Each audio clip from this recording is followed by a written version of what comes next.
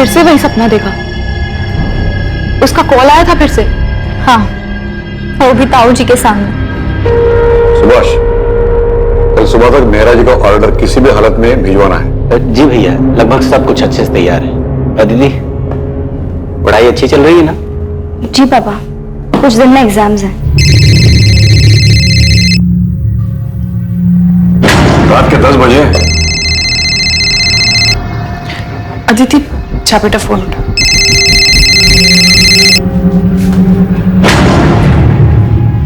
Hello hello.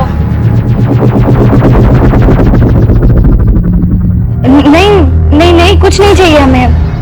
मैंने कितनी बार बोला है। और आप प्लीज इतनी रात को कॉल मत कीजिए। अदिति, 1 महीना हो गया है अब। हर बार नए नए लैंडलाइन नंबर से कॉल्स आ रही हैं। और कितने नंबर ब्लॉक करेगी यार तू? लेकिन सिया, लेकिन क्या अदिति, शक्ल देख अपनी, हवाइयां उड़ी हुई हैं, रात को चैन से सो तक नहीं पाती है। ऐसा कब तक चलेगा यार?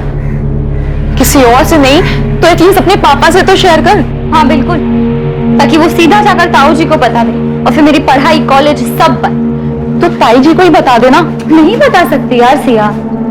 ताई जी और पापा को कोई बात पता हो और वो ताऊ जी को जाकर ना बताएं, ऐसा हो ही नहीं सकता। घर पे एक सामान यहाँ से वहां नहीं होता उनकी मर्जी के बिना। तो समझ नहीं रही यार, ये कमीना कॉलर हो कौन सकता है? मैं बता रही हूँ अदिति, ये कॉलेज का ही कोई लड़का है। सॉरी। क्या यार प्रतीक, 4 आंखें दी उसके बाद भी देख के नहीं चल सकता? I am sorry Aditi. Siya, it's okay Pratik, चुप कर सिया। क्यों डांट रही थी बेचारे को? शेक्सपियर ने कहा है, we know what we are and know not what we may be. मतलब हम खुद को जानते तो हैं मगर पहचानते नहीं।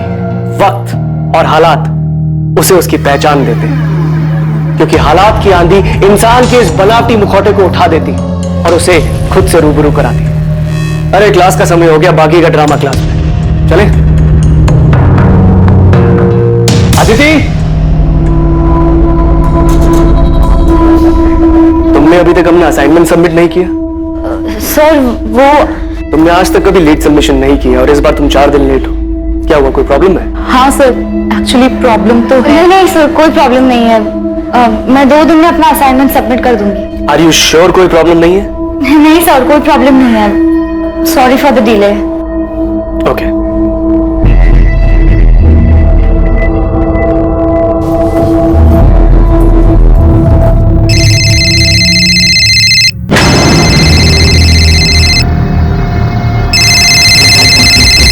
बेटा अदिति, फोन तो मेरा बजा, तुम क्यों चौंक गई? लाओ दो फोन। हेलो, हाँ पार्सल भिजवा दीजिए। हाँ ठीक है, चलेगा। बेटा अदिति, ठीक है ना? हाँ ताई जी, मुझे क्या होना था? तेरे ताऊजी और मैंने तेरी माँ से प्रॉमिस किया था, उन्हें वचन दिया था कि हम तेरा ख्याल रखेंगे। मैं तेरे साथ हमेशा हूं। बस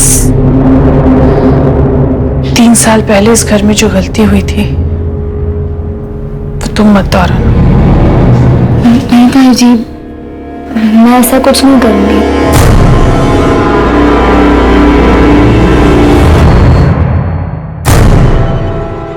ठाकुर साहब मिले थे, वो अपने छोटे बेटे विकास के लिए लड़की ढूंढ रहे। आदिति के बारे में पूछ रहे थे, तो मैंने उन्हें आदिति की फोटो दिखाई जो उन्हें पसंद है। वो आदिति से मिलना चाहते हैं। पिछली बार जो कुछ भी हुआ उसके बाद ठाकुर साहब अभी भी अपने बेटे के लिए। पिछली बार जो हुआ उसे भूल जाओ ज्योति, जो सामने उसे देखो। हो सकता है ठाकुर खानदान से हमारा रिश्ता होना लिखा है और रिश्ता खुद चलकर आ रहा है। विकास अच्छा लड़का है, मुंबई में रहता है, अगले हफ्ते कानपुर आ रहा है। मिल लेगा आदित्य से। पर मेरी पढ़ाई, कॉलेज का आखिरी साल है। तो फिक्र मत कर बेटा, तेरे एग्जाम्स के बाद ही तेरी शादी करेंगे। हाँ, एग्जाम के बाद ही शादी होगी, लेकिन सगाई इसी महीने होगी। ठाकुर साहब अब ज्यादा रुकना नहीं चाहते और मैं भी उनकी बात से सहमत हूं।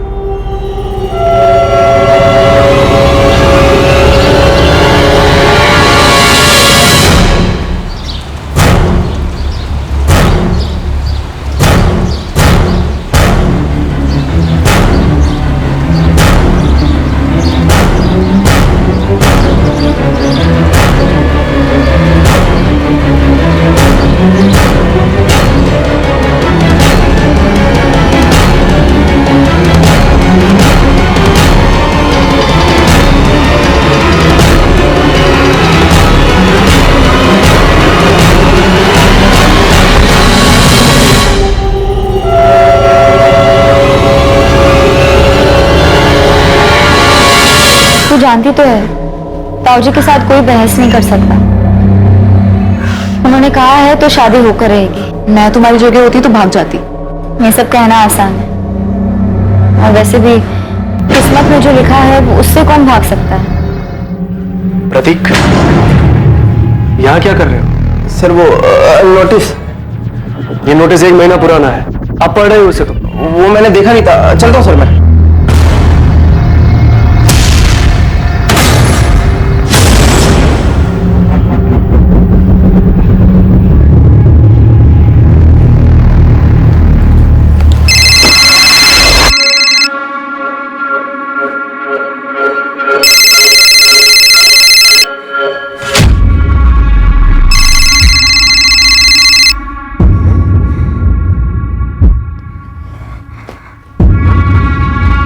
हेलो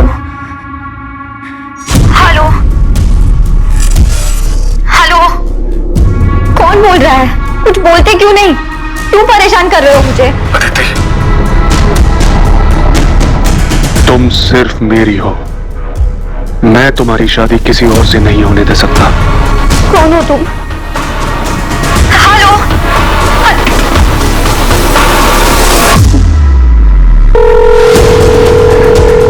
हेलो, हाँ अभी फिर से फोन आया था।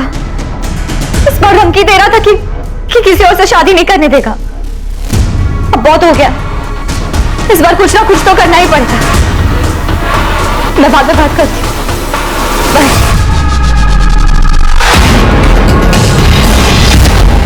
Horror is the removal of mask, यानी कि अक्सर हर मुखौटे के पीछे की सच्चाई डरावनी होती है। और यह बात काफी हद तक सच है, क्योंकि ज्यादातर लोगों की असल शख्सियत, उनकी मंशा, उनके ऊपरी चेहरे एक मुखौटे के पीछे छिपे रहते हैं। प्लान कॉल्स करना, किसी का पीछा करना, गुमनाम संदेशे भेजना, ये सभी अलग अलग तरीके हैं किसी को परेशान करने के, जिनका इस्तेमाल सिर्फ कायर लोग करते हैं, क्योंकि वो सबके सामने अपना असल चेहरा दिखाने से डरते हैं। 22 वर्षीय अदिति रावत भी पिछले 1 महीने से ऐसी ही परेशानी से गुजर रही थी, और काफी दिनों तक नजरअंदाज करने के बाद उस दिन अदिति ने आखिरकार मदद मांगने का फैसला किया। क्या समय रहते अदिति को मदद मिल पाएगी, या फिर उसने मदद मांगने में बहुत देर कर दी?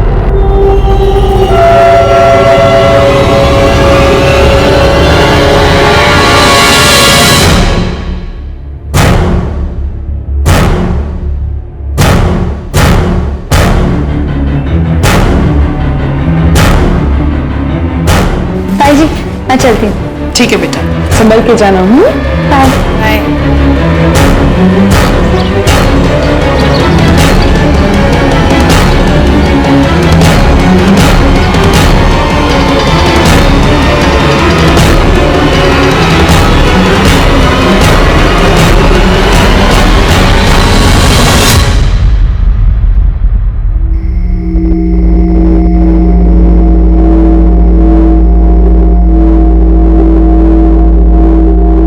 कॉलेज तो 5 बजे ही बंद हो गया था।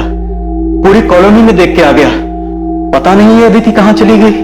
भाभी, वो अदिति की सहेली है ना सिया, उसका नंबर है क्या आपके पास?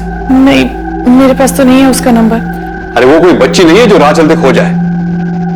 शायद हमने उसे ज्यादा आजादी देकर कुछ गलती की है। ये आप कैसी बातें कर रहे हैं? मैं अदिति को अच्छे से जानती हूँ, वो ऐसा कुछ भी नहीं करेगी। 3 साल पहले भी हम सब लोग यही कह रहे थे। आप कहाँ की बात कहाँ लेके जा रहे हैं? हमारी बच्ची गायब है, उसे ढूंढने के बजाय आप पुरानी बातें लेके बैठ गए। मुझे लगता है हमें पुलिस के पास जाना चाहिए। सुभाष, इतने जल्दी में फैसला लेना ठीक नहीं है। सुबह तक रुकते, पुलिस के पास जाएंगे तो बात बढ़ेगी। पर भैया सुबह तक हम पता नहीं सर, अदिति कहाँ है और उसका फोन भी ऑफ जा रहा है। अगर तुम्हें मिले तो बोलना मैंने बुलाया है। उसने अभी भी अपना असाइनमेंट सबमिट नहीं किया है। किसी के साथ किसी तरह के झगड़े का सवाल ही नहीं है। हम तो गारमेंट मैन्युफैक्चरर है, सीधा साधा कारोबार है। आप लोगों के पास अदिति के किसी दोस्त का नंबर कैसे नहीं? कभी जरूरत ही नहीं पड़ी सर। दरअसल मेरी बेटी बहुत सीधी सादी है, उसके कोई खास दोस्त भी नहीं है। बस पढ़ाई करती रहती है, घर से कॉलेज, कॉलेज से घर, इसके अलावा कहीं आना जाना नहीं होता। पर इस बार कहीं तो गई है वो। वैसे वो कॉलेज कैसे आते जाती थी? मतलब खुद की गाड़ी थी? नहीं सर, ऑटो से आती जाती थी।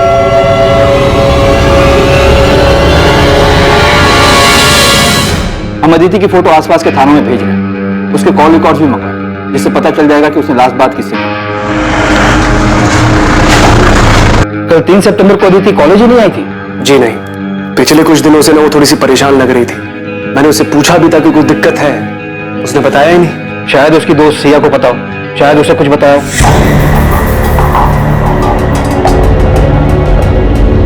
सिया, अदिति कल से मिसिंग है। अगर तुम इसके बारे में कुछ भी जानती हो तो बेझिझक होकर इंस्पेक्टर साहब को बताओ।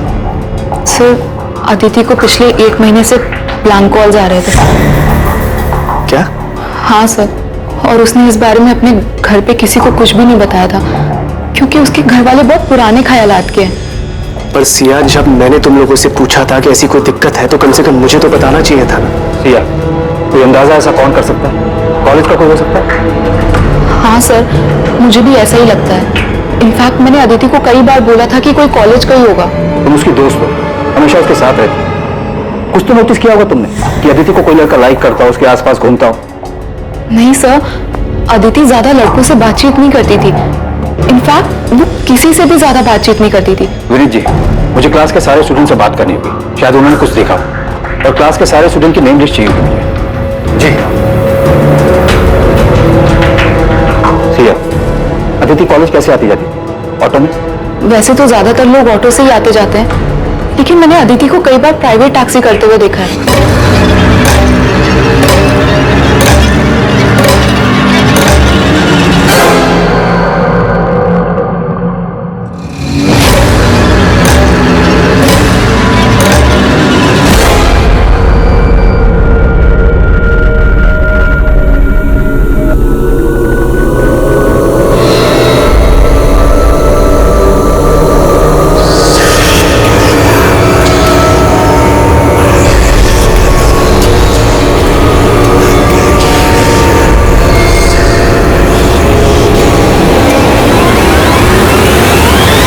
कोई उसे कॉल करके तंग कर रहा था तो उसे हमें बताना चाहिए था।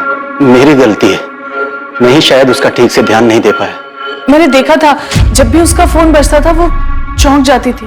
मुझे लगा शायद वो अपनी। आप कह रहे थे कि आप अदिति की कॉल रिकॉर्ड्स निकलवाने वाले हैं, उससे कुछ पता चला? कॉल रिकॉर्ड कल तक आएंगे जगमोहन जी। तब तक हम आपके घर के आसपास चलने वाले ऑटो और टैक्सी वालों से बात कर रहे हैं, लेकिन अभी तक अदिति को किसी ने पहचाना नहीं है। वैसे अदिति की फ्रेंड सिया का कहना है कि वो अक्सर प्राइवेट टैक्सी से आती जाती है।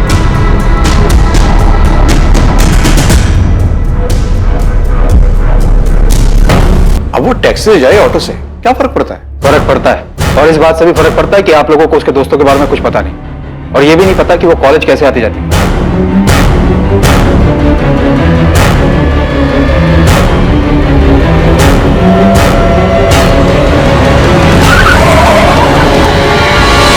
हमारी गलती है, पर वो ब्लैंक कॉलर वाली बात से मुझे बहुत डर लग रहा है। आप प्लीज मेरी बेटी को ढूंढ दीजिए। सर, अदिति राउत के कॉल रिकॉर्ड्स आ गए सर, और सर अदिति के फोन पे आखिरी कॉल जिस नंबर से आया था वो फिलहाल स्विच ऑफ है, किसी शाहिद बेग का है, और दोनों में काफी बातचीत होती थी सर। शाहिद बेग? लेकिन इस नाम का तो कोई स्टूडेंट अदिति की क्लास में नहीं है। और ये पिंक नंबर किसके? सर ये 6-7 पीसीओ के नंबर है, इनसे अदिति को लगभग 20-30 सेकंड के कॉल्स आए हैं। पक्का इन्हीं पीसीओ से अदिति को ब्लैंक कॉल किया गया होगा, और शायद इन कॉल्स के डर से ही अदिति ने टैक्सी में आना जाना शुरू किया होगा सर। मुझे इन सारे पीसीओ के एड्रेस चाहिए, जल्द से जल्द।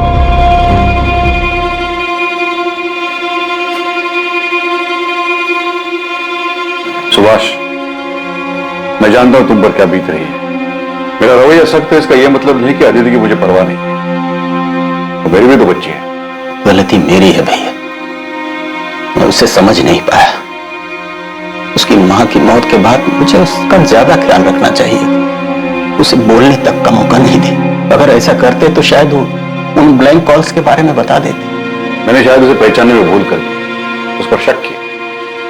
मुझे लगा वो भी हमें धोखा देकर भाग गई, लेकिन मैं किसी भी हालत में उसे घर वापस लाकर ही रहूंगा। तब ये रोड का पीसीओ है। अब 4 घंटे पहले कौन आके गया मुझे याद नहीं है। हाँ साहब, सीसीटीवी लगवाया ना, आजकल क्या मालूम कब जरूरत पड़ जाए। ये तारीख है, इस टाइम के बीच के सारे सीसीटीवी फुटेज चाहिए मुझे सर। 6 पीसीओ में से सिर्फ 2 जगह सीसीटीवी, और सर एक पीसीओ से 21 अगस्त को कॉल आया था अदिति को रात को 11:15 बजे, और दूसरे पीसीओ से 31 अगस्त को कॉल आया था रात को 10:35 पर। आई होप हमें वो कॉलर दिख जाए।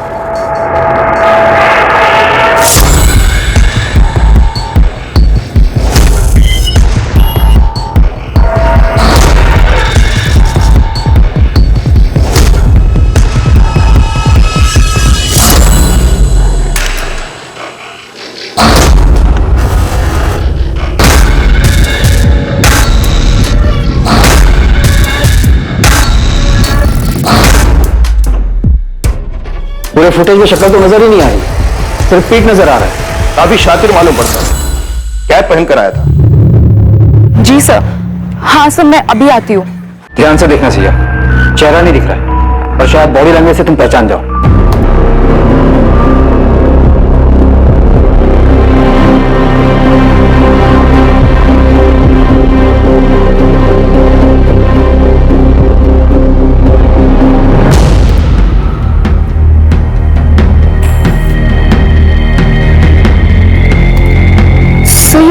आदमी बार बार अपनी रिस्ट वॉच एडजस्ट कर रहा है। सर ये आदत तो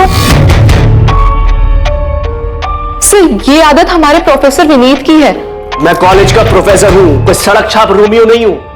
आपको क्या लगता है मैं एक लड़की को ऐसे परेशान करूंगा? सर आप लोग गलत कर रहे हैं, मैंने कुछ भी नहीं किया, फिर आप मुझे कैसे लेकर आ सकते हैं? तुम्हारे फोन की लोकेशन डिटेल्स देखे हमने। अदिति को जिस पीसीओ से जिस टाइम पर ब्लैंक कॉल किया गया, उसी जगह उसी टाइम तुम्हारा फोन भी मौजूद था। सर ऐसा हो ही नहीं सकता, मैं हमेशा अपना फोन घर पे। मैकबेथ अपने राजा के प्रति बहुत वफादार, पर लेडी मैकबेथ के कहने पर उसके मन में भी राजा बनने के ख्वाब जाग गए। फिर क्या था, उसके एक वफादार मुलाजिम होने का मुखौटा गिर गया और खुद अपने हाथों से उसने अपने राजा को मार डाला। अब सोचने वाली बात यह है कि शायद मैकबेथ को यह खुद नहीं पता था कि उसके वफादारी के मुखौटे के पीछे एक दगाबाज शख्स है। इंसानी फितरत का कोई भरोसा नहीं होता, कभी कभी चेहरे के पीछे की असलियत बहुत भयानक होती है। क्लास का टाइम हो गया, अगली बार नेक्स्ट एक्ट पढ़ के आइएगा, वो डिस्कस करेंगे। एक्सक्यूज मी सर, मुझे नहीं लगता मैकबेथ ने कोई मुखौटा पहना था। इंसान खुद को ही ना पहचान सके, ऐसा कैसे हो सकता है? मुझे लगता है मैकबेथ ने ये सब उसकी बीवी के प्रभाव में आकर किया था। फाइनली इस क्लास में कोई तो है जो लिटरेचर में दिलचस्पी लेता है, वरना बाकी सब तो उल्लू की तरह ताकते रहते हैं। और रहा ताल्लुक तुम्हारे सवाल का, तो ये सवाल तुम अपने आप से पूछो। पिछले 1 साल में पहली बार तुमने मुझसे आके कोई सवाल किया है? क्या तुमने कभी ये सोचा था कि तुम सामने से आकर मुझसे शेक्सपियर डिस्कस करोगी? शायद ऐसी भी कोई अतिथि है जिसे हम क्या तुम खुद नहीं जानते। वो बहुत शांत स्वभाव की थी, बाकियों से बिल्कुल अलग। मैं उसे करीब से पढ़ना चाहता था, जानना चाहता था। उसकी सादगी मुझे भाने लगी थी। वही मीठी आवाज सुनने के लिए मैं उसे ब्लैंक कॉल्स किया करता था, मगर कभी हिम्मत नहीं हुई उसे बताने की। फिर इस बीच मुझे पता चला कि उसकी शादी की बात चल रही है। अदिति अभी सिर्फ तुम 22 साल की है, इतनी जल्दी शादी कौन करता है? और तूने कुछ बोला नहीं? तू जानती तो है ताऊ जी से कोई बहस नहीं कर सकता, उन्होंने कहा है तो शादी होकर है। ये सुनकर मुझे बहुत गुस्सा आया। वो ऐसे कैसे किसी और के साथ शादी कर सकती थी? इसलिए उस दिन मैंने उसे कॉल करके पहली बार बात की। अदिति, तुम सिर्फ मेरी हो, मैं तुम्हारी शादी किसी और से नहीं होने दे सकता। तेरी लव स्टोरी में कोई इंटरेस्ट नहीं मुझे। ये बता अदिति कहाँ है, क्या किया तूने उसके साथ? सर मैंने उसके साथ में कुछ नहीं किया है। चुपचाप सच बता दे। लेक्चर खत्म, प्रैक्टिकल शुरू होगा जिसमें सिर्फ सच बाहर आएगा। शंभू। जी सर। शुरू हो जा। किसी पे भरोसा ही नहीं कर सकते यार। आई मीन प्रोफेसर विनीत जैसे पढ़े लिखे लोग ऐसी हरकत कर सकते हैं? कौन असल में क्या है ये तो कोई नहीं बता सकता। बेचारी अदिति, एक तो पहले ही उसके घर में इतनी ज्यादा प्रॉब्लम थी और अब ये ब्लैंक कॉल्स का चक्कर आके उसके सर पड़ गया। तुझे अंदाजा भी नहीं होगा यार कि उसके घर वाले हर बात को लेके कितनी रोक टोक करते थे। मैंने क्या किया पापा? जीन्स पहनने में क्या गलत है? बाकी लड़कियां भी तो पहनती हैं। दुनिया अगर गलत करे तो इसका मतलब ये नहीं है कि उनकी देखा देखी हम भी गलत करें। तो जानती है ना ताऊ जी को, उन्हें ये सब पसंद नहीं है। और आपको पापा? मैं जानती हूँ पापा, नाम सिर्फ ताऊ जी का आता है पर आपकी सोच भी उनसे कुछ अलग नहीं है। ऐसी बात नहीं है बेटा, हम जिस समाज में रहते। पापा आप भी उन्हीं की तरह है, समाज की तरह, जो हर वक्त बस लड़कियों पर पाबंदियां लगाने के लिए और उन्हें हर बात के लिए जिम्मेदार ठहराने के लिए खड़े होते हैं। काश आज माँ जिंदा होती, वो ऐसा कभी नहीं होने देती। अदिति, सर सर अदिति को मैंने किडनैप नहीं किया है। या मुझे कहां लेके जा रहे हैं? मैं कोई क्रिमिनल नहीं हूं। कोर्ट में पेशी है तेरी, हमने अर्जी दाखिल की तुझे रिमांड पर ले लेंगे। अब देखते तू सच कैसे नहीं बोलता। 10 दिन हमारे साथ जेल में रहेगा ना तो सब उगल देगा। सर एक बात बहुत अजीब है, अदिति रोज एक प्राइवेट टैक्सी में आया जाया करती थी, और यही नहीं, रोज वो टैक्सी एक ही होती थी।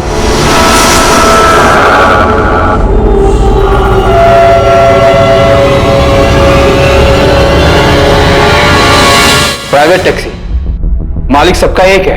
देख प्रोफेसर, तू बच्चों को भले ही कुछ भी पढ़ाता हो या हमें पढ़ाने की कोशिश मत करना। सर मैं सच बोल रहा हूं। अक्सर कॉलेज खत्म होने के टाइम पर मैं गेट पे खड़ा रहता था अदिति को जाते हुए देखने के लिए। तब मैंने कई बार देखा वो व्हाइट कलर की प्राइवेट टैक्सी में ही जाया करती थी।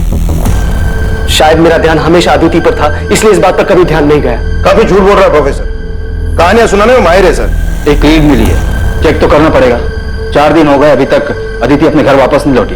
और वैसे भी प्रोफेसर विनीत के कॉल रिकॉर्ड साफ है। तुम खबरी आसिफ से बात करो, बोलो कि एक व्हाइट कलर की प्राइवेट टैक्सी है जिस पर मालिक सबका एक है लिखा हुआ है, उसके बारे में पता करें। जी सर। आसिफ को बोलना कि कॉलेज के आसपास पता करें, टैक्सी रोज वहीं जाती है।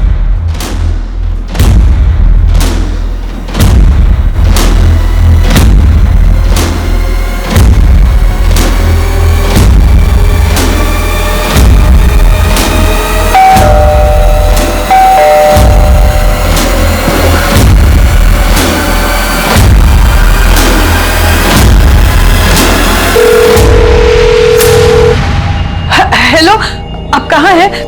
तुरंत घर आ जाइए। अरे लेकिन हुआ क्या है? जिसका डर था वही हुआ। हाँ, आप सवाल मत पूछिए, बस जल्दी घर आ जाइए। देखो मैं रास्ते में हूँ, गाड़ी में। तुम साफ साफ बोलो क्या हुआ है?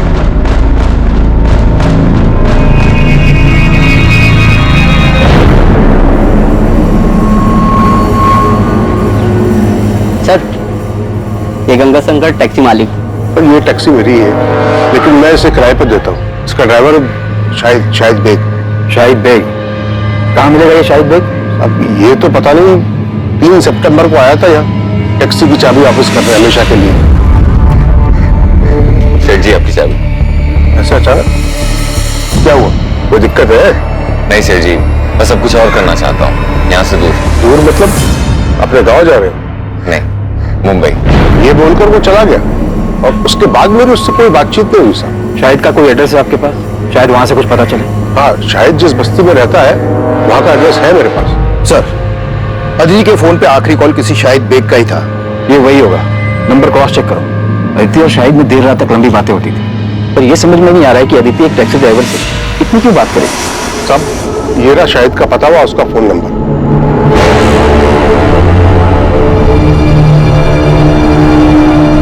ये वही शाहिद बेग है। सर ये बालक यही शाहिद रहता था। 2 साल पहले उसने ये घर मुझसे किराए पे लिया था। आइए सर।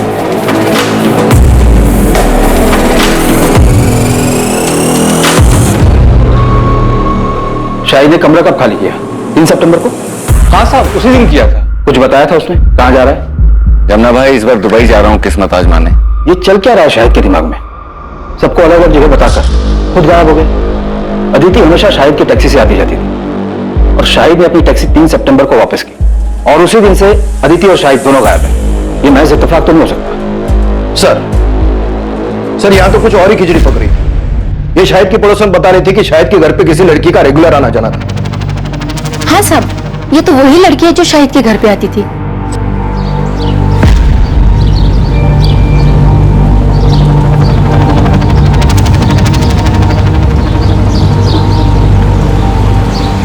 साहब, ये लड़की का और शाहिद का चक्कर चल रहा था। पर साहब एक बात बोलूं, ये दोनों साथ में बहुत खुश दिखते थे, और ये लड़की तो शाहिद को बहुत प्यार करती थी साहब। खुशी खुशी उसके घर का सारा काम कर लिया करती थी।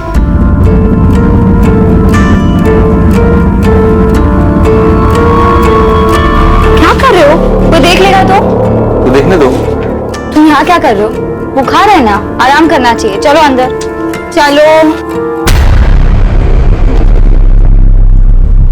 अच्छे बड़े घर की लड़की, कॉलेज जाने वाली, अपनी उम्र से काफी बड़े टैक्सी वाले के प्यार में पड़ गई, और इतना ही नहीं, अपना घर छोड़कर उसके साथ भाग भी गई।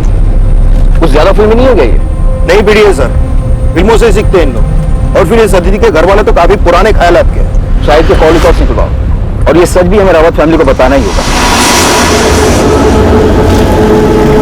कॉल डिटेल से तो ये लगता है कि अदिति और शाहिद आपस में काफी लंबी लंबी बातें करते, और इतना ही नहीं, अदिति शाहिद के घर भी आ जाया करती। वहां के आसपास के लोगों ने अदिति को कई बार देखा है, इसलिए हमें यकीन है कि अदिति और शाहिद एक दूसरे से प्यार करते थे और इसलिए भाग गए। शाहिद के गांव रायबरेली का एड्रेस मिला है, हम वहां जाकर पता करने की कोशिश। रहने दीजिए, आपकी मदद का बहुत बहुत धन्यवाद। अब उन्हें ढूंढने की कोई जरूरत नहीं है। अदिति खुद हमसे रिश्ता तोड़कर चली गई है। आप तकलीफ मत उठाइए, इस केस को क्लोज कर दीजिए। एक बार अदिति हमें मिल जाए उसके बाद तो एक केस हम क्लोज ही कर देंगे।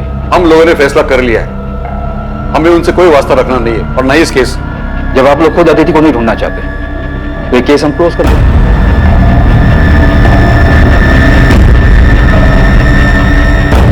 अदिति का मिसिंग केस अचानक ही एक अनदेखे मोड़ पर आकर थम गया।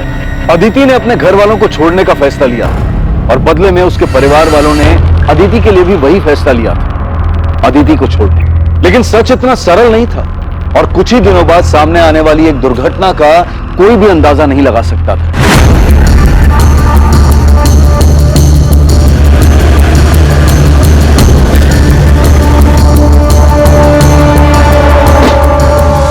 सर इस तरफ आइए, दिखाता हूं आपको।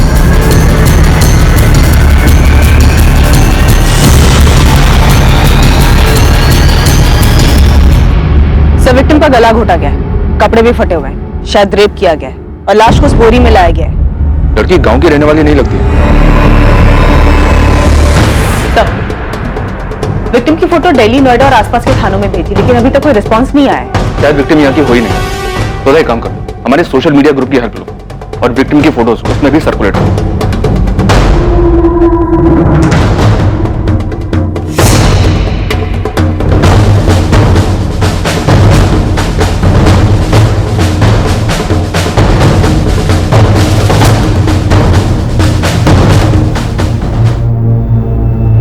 सोनाली, अरे कहाँ हो भाई, लेट हो रहा है यार, मुझे जल्दी लाओ। हाँ बस 5 मिनट, आपका टिफिन रेडी है।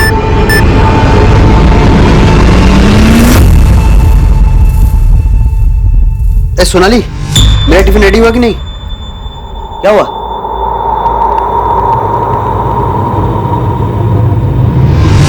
डेथ गला दबाने की वजह से हुई है। रेप? विक्टिम सेक्सुअली एक्टिव थी। अंदरूनी जांच के बाद ऐसा लगता है कि रेप नहीं हुआ है, लेकिन हाँ, हाथ में और पीठ पे जिस तरीके के खरोच के निशान है, उससे लगता है शायद जबरदस्ती करने की कोशिश जरूर की गई थी। और जब कोशिश में वो कामयाब नहीं हो पाया तो गुस्से में आकर उसने इसे मार डाला। डॉक्टर, इसका मर्डर कब हुआ होगा? लगभग 24-25 घंटे पहले। 24-25 घंटे पहले, मतलब 11 सितंबर की रात को।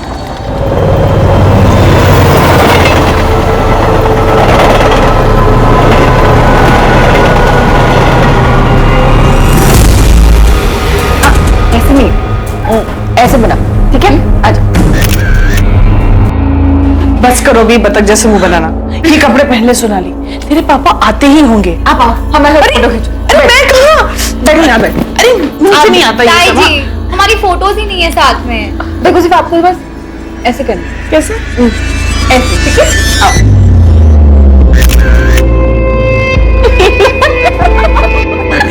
बहुत शैतान हो गई। अगली बार ना आप ताई जी के लिए भी ऐसी ड्रेस लेके आना। चुप बेशरम। आओ, एक और फोटो।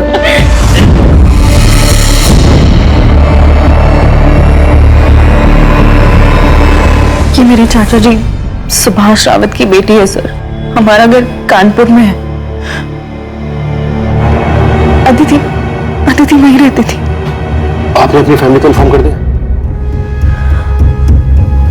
नहीं सर, हिम्मत नहीं उन्हें फोन करने की। पिछले 3 सालों से कोई बातचीत नहीं है हम लोगों के बीच में, क्योंकि मैंने भागकर भानु से शादी की थी। वो आखिरी बार था जब मैंने उसे देखा था। आप हमें अपना कानपुर का एड्रेस दे दीजिए और अपने घर वालों के फोन नंबर्स, हम इन्फॉर्म कर देंगे।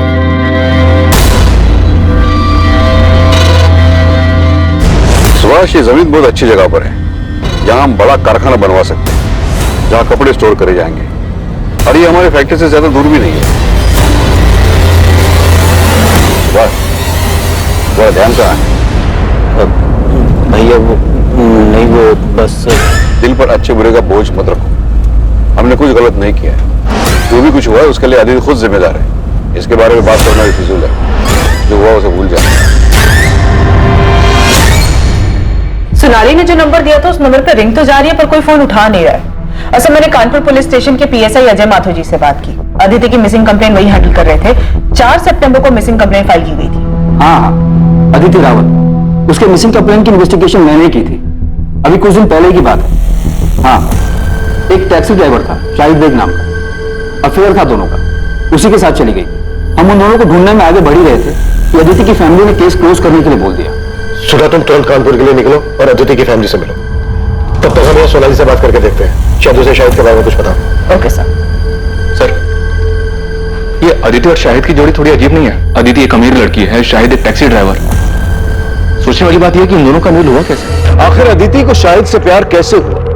उन दोनों में आखिर क्या मेल हो सकता था? इंसान के मन मंशा की कोई वजह नहीं होती। इस प्रेम कहानी में भी कुछ ऐसा ही हुआ था।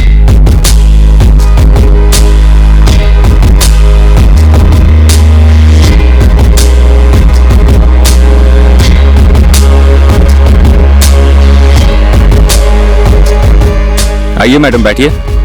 नहीं, आप जाइए, मैं ऑटो ले लूंगी। मैडम, आप ऑटो का किराया दे देना। बहुत देर से देख रहा हूँ, दूर दूर तक कोई ऑटो नहीं है। आप ऐसे ही धूप में खड़ी हैं। आपको भी ऑटो का इंतजार नहीं करना पड़ेगा और मुझे भी सवारी मिल जाएगी। बैठिए ना।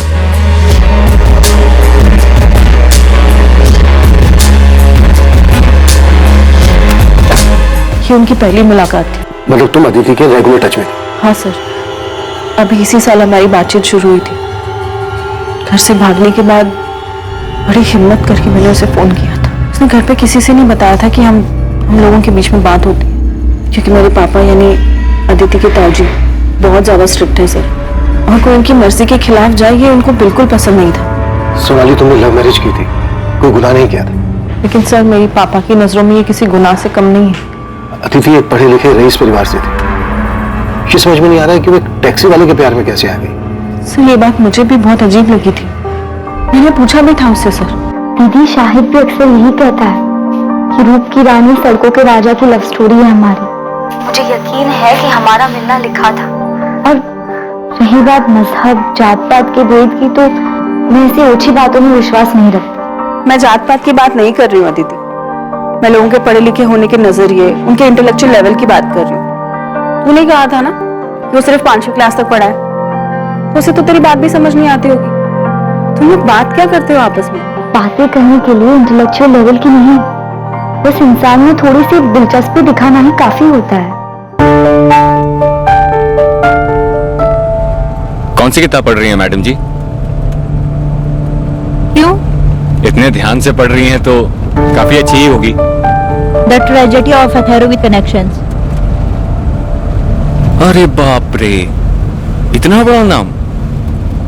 मैं तो ये नाम याद करने गया तो पूरा हफ्ता लग जाएगा।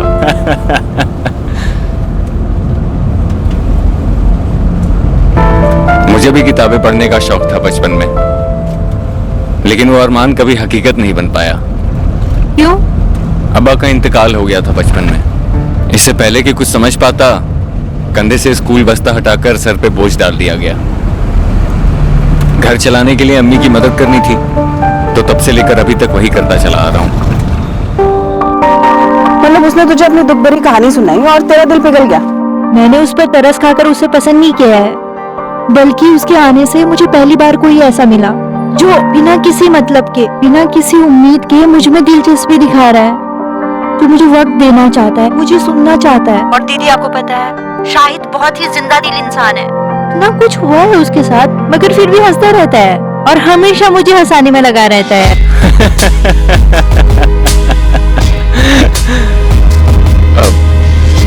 सॉरी मैडम, वो एक बात याद आ गई।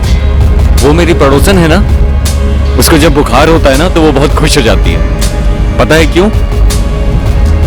उसे लगता है वो बहुत हॉट लग रही है।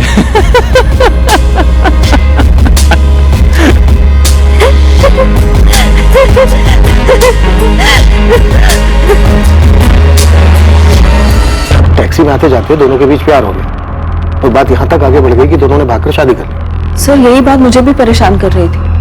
और मुझे नहीं लगा था वो घर से भागकर शाहिद से शादी कर लेगी। क्यों? ऐसा क्या हुआ?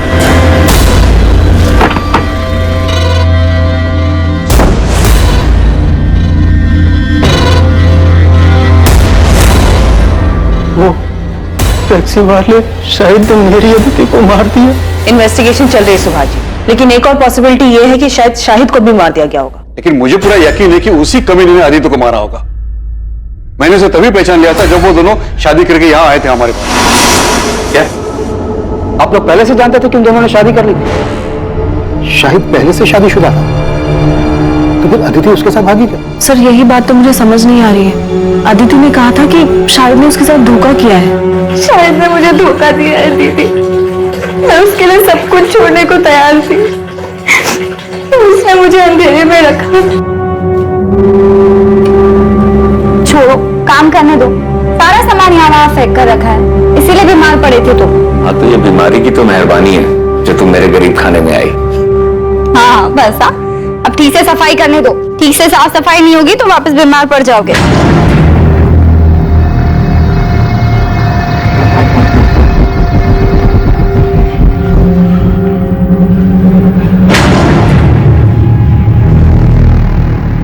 अदिति मेरी बात सुनो, जो तुम सोच रही हो ना वैसे बिल्कुल नहीं है। मुझे कुछ नहीं सुनना।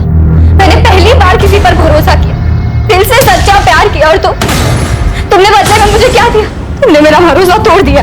अदिति सुनो मेरी बात सुनो। अदिति अदिति पिछले 1 महीने से मेरी अदिति से बात नहीं हो पाई थी सर, इसीलिए इस सब के बाद उन दोनों के बीच क्या हुआ मुझे नहीं पता सर। पर अदिति की बातों से ये जरूर लगता था कि वो शाहिद से बहुत ज्यादा प्यार करती है। कौन सा प्यार? साफ साफ दिख रहा है कि उसने अपनी चिकनी चुपड़ी बातों में अदिति को फंसाया और भगाकर शादी करके ले आया हमारे पास। उसने सोचा कि शादी करेगी तो हम कुछ बोलेंगे नहीं और वो घर जमाई बन के बैठेगा। कब आए थे यहाँ मिलने के लिए? गायब होने के 5 दिन पहले।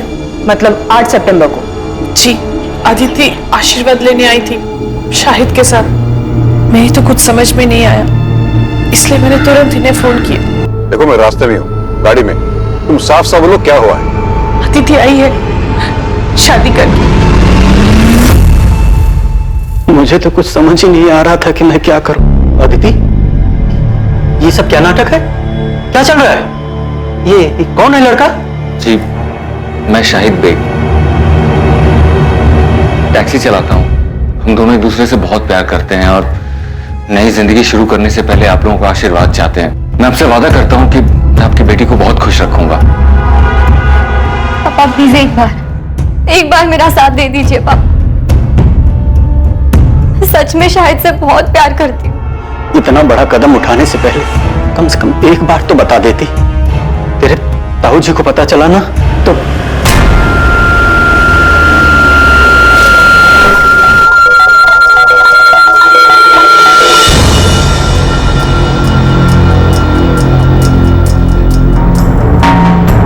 सुभाष, इनसे कह दे यहां से चले जाए।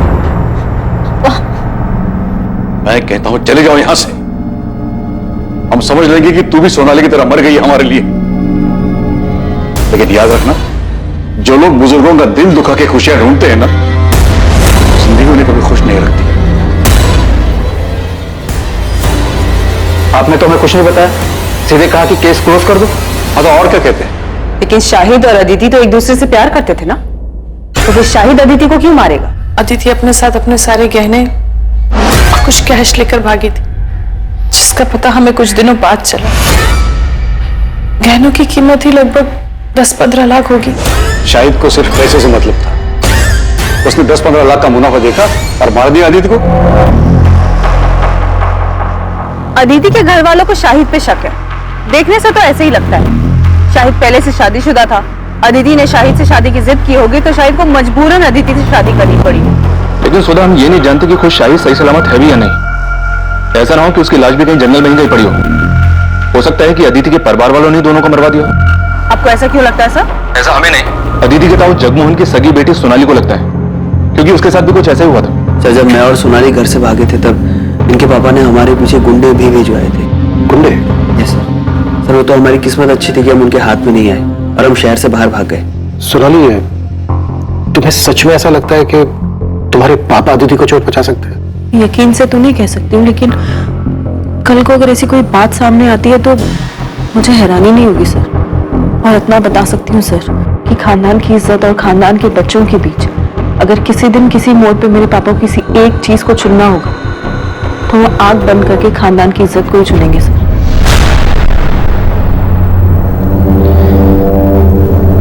अदिति की बॉडी कल सुबह मिलेगी। अदिति ने भले ही अपने औलाद होने का फर्ज ना निभाया, लेकिन हम तो बड़े हैं, हमें अपना फर्ज निभाना ही होगा। उसका अंतिम संस्कार करना। इंसान वही होता है जो दूसरों की गलतियों से कुछ सीखे, लेकिन लाख समझाने के बावजूद भी अदिति ने वही गलती दोहराई। उसे वही मिला जो उसने बोया था।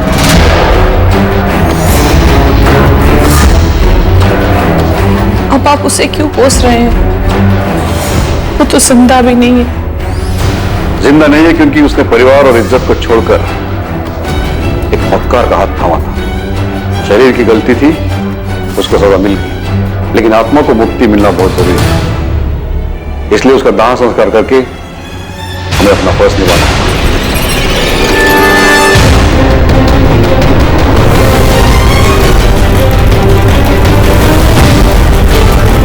हमें सबसे पहले ये पता लगाना है कि इस वक्त शाहिद कहाँ है। सबके पीछे उसी का हाथ है या फिर वो खुद एक विक्टिम?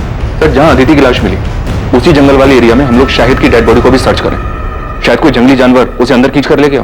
अगर खुद शाहिद मर चुका है तो फिर साफ साफ ये ऑनर किलिंग का केस बनता है, और ये काम अदिति के ताऊ जगमोहन और उसके पिता सुभाष का हो सकता है। शक इसलिए भी हो रहा है क्योंकि जगमोहन की बेटी सोनाली को भी अपने पिता पर भरोसा नहीं है। वैसे इन लोगों के अलावा और किसका काम हो सकता है? प्रोफेसर विनी, कानपुर के पीएसआई अजय माथुर बता रहे थे इस प्रोफेसर के बारे में। फाइनली इस क्लास में कोई तो है जो लिटरेचर में दिलचस्पी लेता है, वरना बाकी सब तो उल्लू की तरह ताकते रहते। अदिति से एक तरफा प्यार किया करता था, ब्लैंक कॉल भी किया करता था, यहाँ तक कि उसे धमकी भी दी थी अदिति को किसी और से शादी ना करने की। और जब कॉलेज वालों को इसके बारे में पता चला तो उसे कॉलेज से निकाल दिया गया। इस वक्त कहाँ है विनी? माथुर साहब बता रहे थे कि कॉलेज से निकाले जाने के बाद वो अपने घर में ही बंद। क्या करता बेचारा ओथेलो? प्यार में जलन होना स्वाभाविक है। वो अपने प्यार को किसी और के साथ नहीं देख सकता था, इसलिए उसने खुद उसको।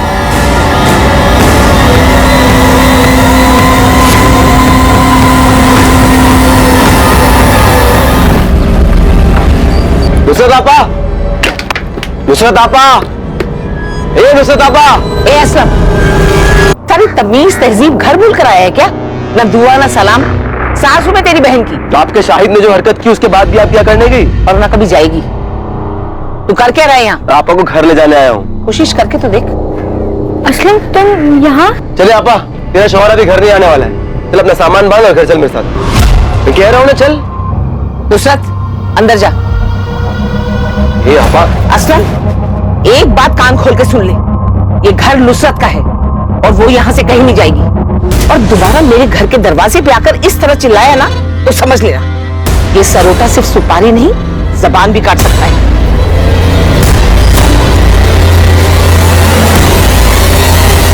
जंगल का एक भी कोना छूटा नहीं चाहिए। अंदर तक छान मारो। शायद अगर मर चुका है तो उसकी लाश यहीं कहीं जंगल में होनी चाहिए। मुझे रावत फैमिली कुछ ठीक नहीं लगती।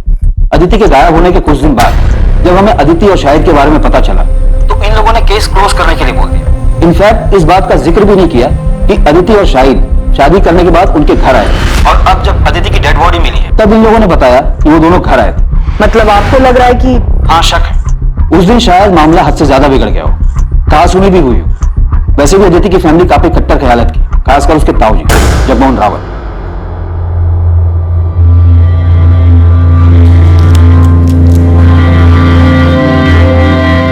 मैं जरा बाहर से हो क्या कुछ काम है। तुम सुभाष को देखते रहे, अब भी दिल पर बोझ लेकर बैठे। लेकिन इसमें उनकी क्या गलती थी? वो खुद को क्यों दोष दे रहे? ज्योति, रिश्ते का गला घोटना इतना आसान नहीं है, फिर चाहे तुम्हारे पीठ में कोई चुराई क्यों न घोंप दे। सर, माथुर सर ने शाहिद के रायबरेली वाले घर का एड्रेस भेजा है। तुम तुरंत रायबरेली के लिए निकलो, और अगर ये सारा काम शाहिद का क्या कराया है और वो रायबरेली में कहीं छुपा हुआ है तो पहले से ही चौकन्ना होगा। और अगर उसे तरक भी भनक लग गई तुम्हारे रायबरेली जाने के बारे में तो वहां से निकल सकता है, और हम ये चांस बिल्कुल नहीं ले सकते। तो बी केयरफुल। मैं लोकल पुलिस से बात करूंगा।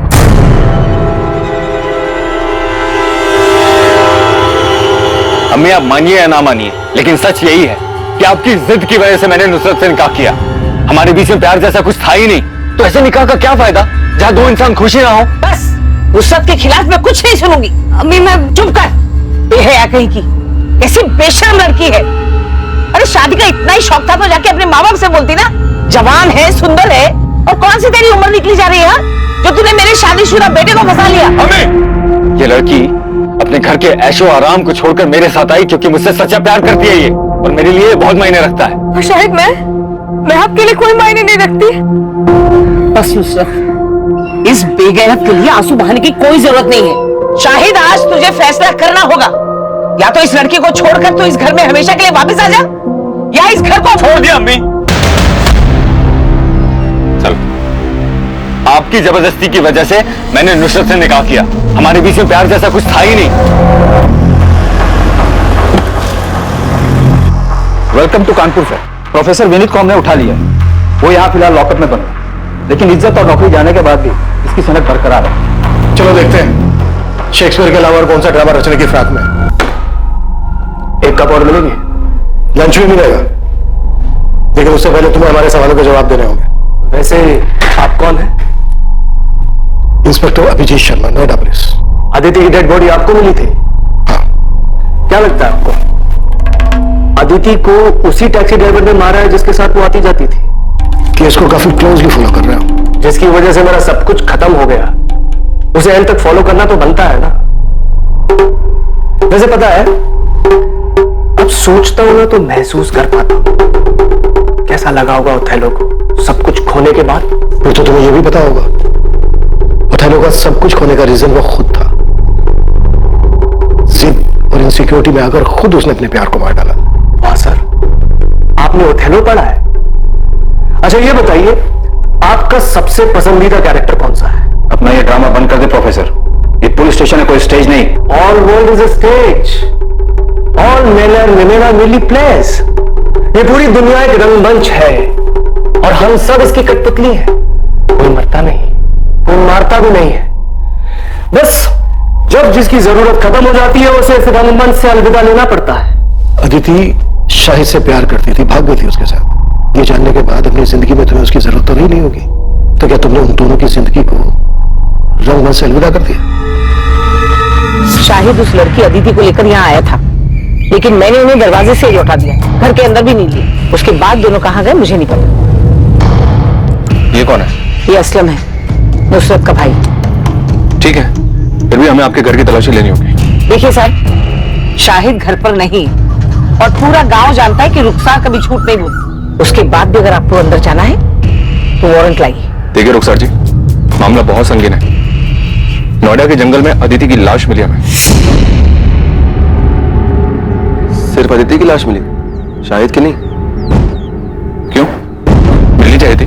असलम, क्या बकवास कर रहे हो? अरे मैं तो सिर्फ ऐसे ही पूछ रहा हूँ, वो दोनों साथ में गए थे इसलिए। साहब, शाहिद कहाँ है? हम वही तो पता लगाने की कोशिश कर रहे हैं। अब या तो शायद अदिति को मार के गायब हुआ है, या फिर शायद वो खुद भी जिंदा नहीं है। अदिति की शादी की बात सुनकर धमकी दी थी तुमने उसे कि वो सिर्फ तुम्हारी है, लेकिन फिर जब तुम्हें पता चला कि अदिति पहले से ही एक मामूली से टैक्सी ड्राइवर शाहिद से शादी कर चुकी है, तो बहुत गुस्सा आया होगा तुम्हें, बहुत चोट पहुंची हो, क्योंकि एक मामूली सा टैक्सी ड्राइवर तुम्हारी जगह जो ले चुका था।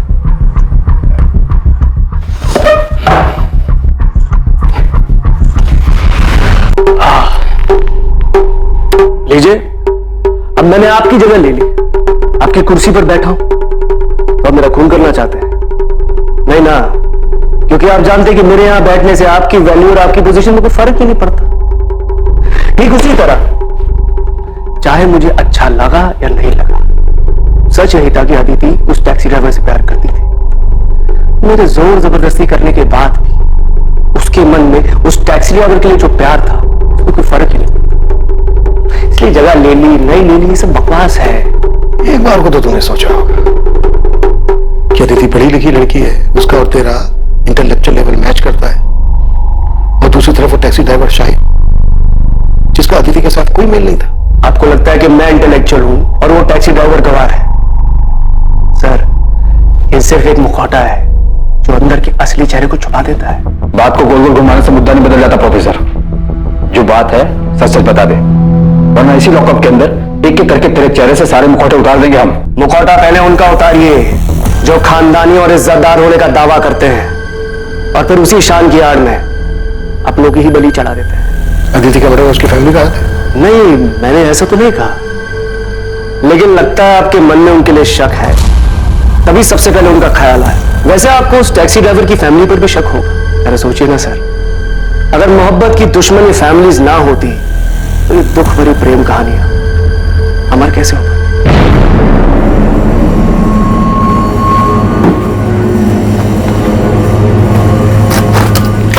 सुनिए, खाना लग गया है। हाँ। इतने पैसे? वो ऑफिस में एम्प्लॉय की माँ हॉस्पिटल में एडमिट है, उसकी मदद के लिए।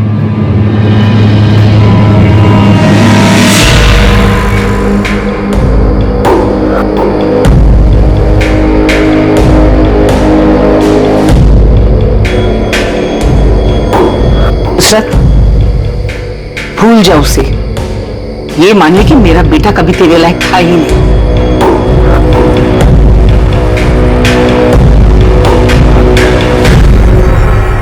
साहब, मेरा भाई असलम दिल का बहुत अच्छा है, उसने कभी किसी का बुरा नहीं चाहा, लेकिन शाहिद की दूसरी निकाह की बात सुनकर वो बहुत गुस्सा हुआ था। शायद इतने गुस्से में मैंने उसे पहले कभी नहीं देखा। आपा, मैं बता दे रहा हूँ, मैं उसे नहीं छोड़ूंगा। तूने मुझे फोन क्यों नहीं किया जब वो यहाँ आया था? और वो कहाँ गया, कुछ बोल के गया है? नहीं। शायद वापस से कानपुर गया होगा, वहां का पता है मेरे पास। अभी जाके मालूम करता हूँ और उसका ऐसा बुरा हाल करूंगा, उसको और उस बेगैरत लड़की दोनों को तुझे धोखा देने की ऐसी सजा दूंगा ना आपा, तू देख। असलम, ये क्या कह रहे हो तुम? तुम ऐसा कुछ नहीं करोगे। अरे छोड़ आपा। असलम, वादा करूंगी तुम शाहिद को कुछ नहीं करोगे। असलम, मैंने अपने भाई को गुस्से में आपा खोते हुए पहले भी देखा है। शाहिद पे तो वो बहुत ज्यादा गुस्सा था, यहाँ तक कि उसे सबक सिखाने के लिए वो कानपुर भी गया था। शाहिद के कॉल रिकॉर्ड्स और फोन लोकेशन स्कैन किए।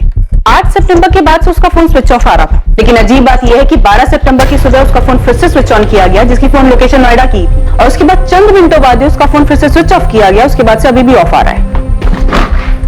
अदिति का मर्डर हुआ था 11 सितंबर की रात को, तो मर्डर के बाद शाहिद का फोन क्यों ऑन हुआ होगा? तो कहीं प्रोफेसर विनीत का इशारा सही तो नहीं था? मतलब शाहिद और अदिति किसी मुसीबत में थे, शायद किसी की गिरफ्त में, जहां पर अदिति का मर्डर हुआ, और शाहिद किसी तरह से अपनी जान बचाकर भागा और उसने अपनी जान बचाने के लिए फोन ऑन किया होगा। लेकिन इसके पहले कि शाहिद कॉल करता वो पकड़ा गया, और इसकी वजह से उसका फोन अभी तक बंद आ रहा है। ये काम अदिति के ताऊ जगमोहन या फिर शाहिद के साले असलम का हो सकता है। एक बात समझ में नहीं आ रही है, अदिति और शाहिद कहीं भी जा सकते थे, लेकिन ये नोएडा ही क्यों है? क्या नोएडा में इनका कोई है? तो अदिति का तो पॉसिबल नहीं है, तो शायद शाहिद का कोई दोस्त या रिश्तेदार यहाँ नोएडा में रहता हो, जिसकी मदद से वो दोनों यहाँ पे आए। शाहिद के कॉल रिकॉर्ड से एक बार फिर से स्कैन करो, देखो फोन बंद होने से पहले उसने नोएडा के किसी नंबर पर बात की थी क्या? शाहिद का फोन ऑफ होने से पहले उसकी उस पूरे हफ्ते सिर्फ 5 नंबर पर बात हुई है, इन 5 नंबर पर। शायद इनमें से कोई नोएडा में रहता हो।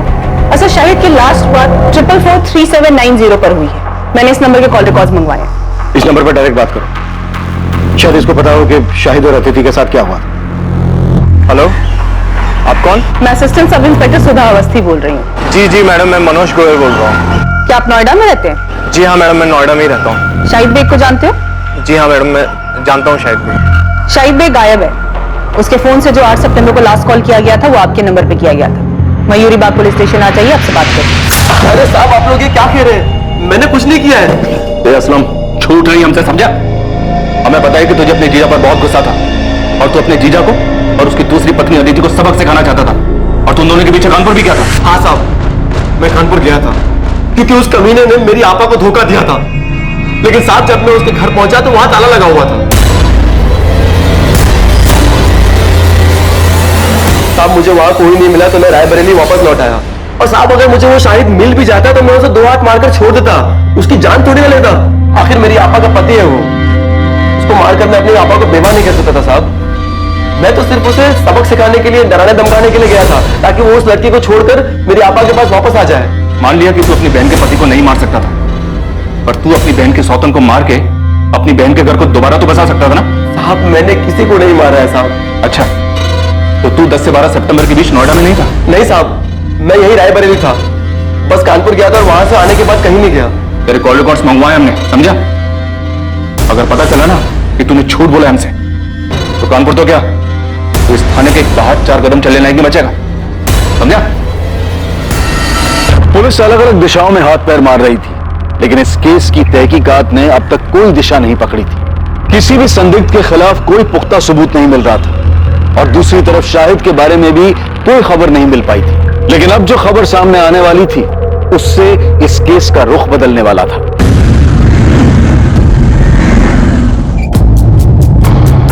सर मैं भी रायबरेली से ही हूँ, नोएडा में पिछले 8 सालों से रह रहा हूँ। शाहिद मेरे बचपन का दोस्त है। क्या तुम ये भी जानते हो कि शाहिद एक लड़की के साथ भाग कर यहाँ नोएडा आया था? जी सर, जानता था, और ये भी जानता हूँ कि उस लड़की का नाम अदिति है।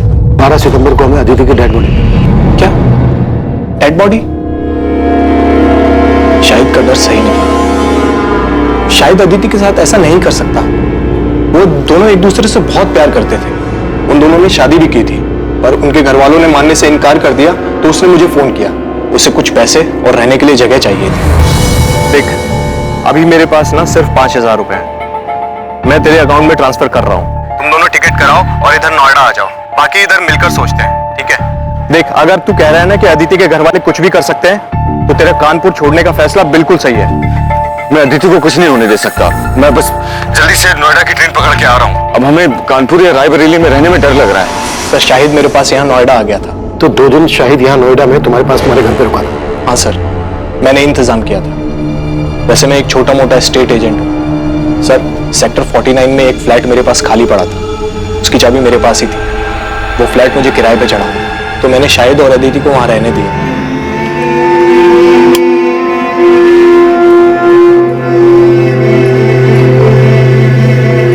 भाई घर ज्यादा बड़ा तो नहीं है, लेकिन तुम लोग अपनी गृहस्थी बसा सकते।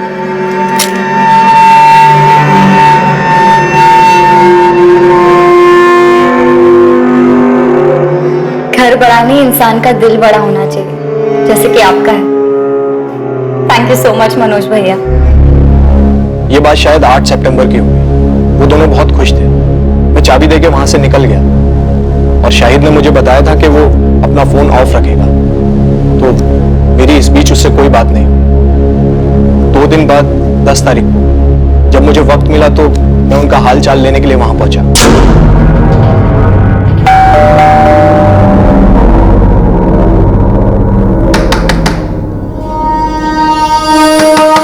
जब काफी देर तक दरवाजा पीटने के बाद भी उन्होंने कोई जवाब नहीं दिया, तो मुझे थोड़ा अजीब लगा। मेरे पास फ्लैट की डुप्लीकेट चाबी थी, जिससे मैंने फाइनली दरवाजा खोला।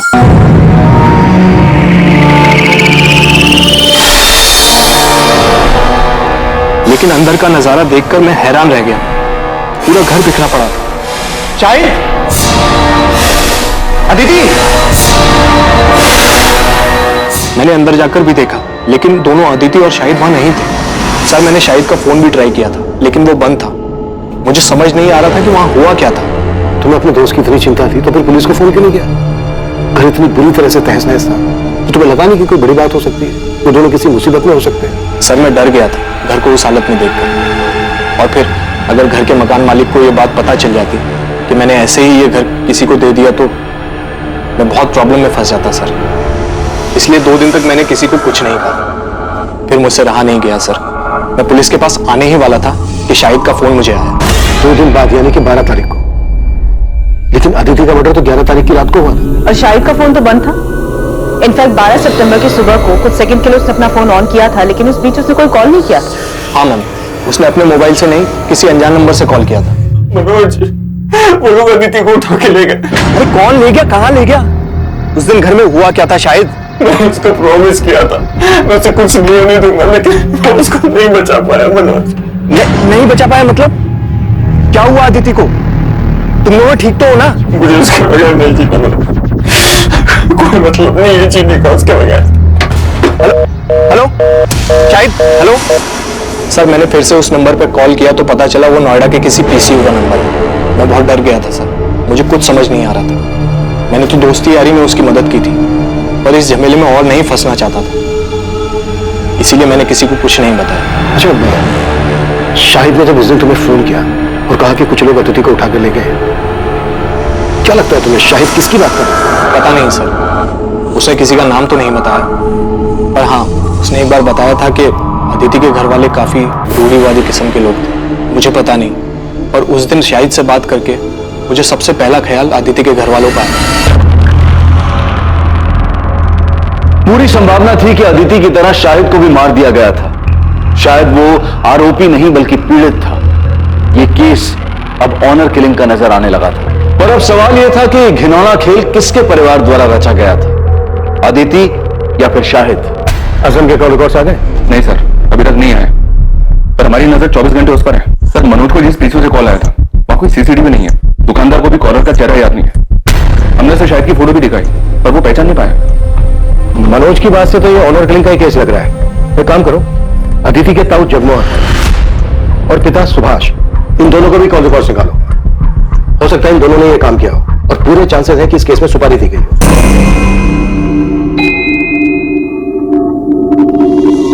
कहीं जा रही हो? हाँ, वो थोड़ा बाजार जा रही थी, सामान लाना था। अरे तो ड्राइवर को बोल देती, वो लेके आया था। अरे नहीं, ये पास के बाजार ही जा रही हूँ, पैदल चली जाऊंगी, इसी बहाने थोड़ा चलना हो जाएगा। चलती हूँ।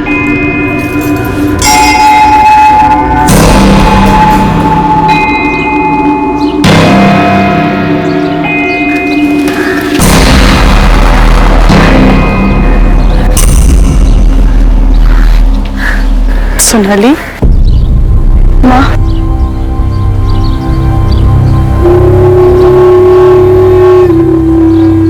सोनाली, तुझे ये जगह याद है? तुझे और अदिति को ये जगह बहुत पसंद थी।